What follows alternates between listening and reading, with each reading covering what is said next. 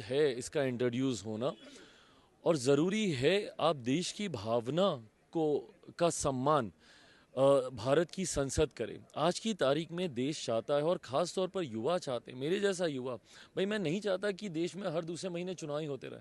हम लोग चाहते हैं कि सरकारें कार्य करें, हर दूसरे महीने हम लोग सिर्फ चुनाव में एग्जिट पोल देखने के लिए नहीं बैठे हुए हैं। हम लोग को चाहिए कि देश के जुड़े हुए ज्वलंत विषयों के ऊपर चर्चा हो।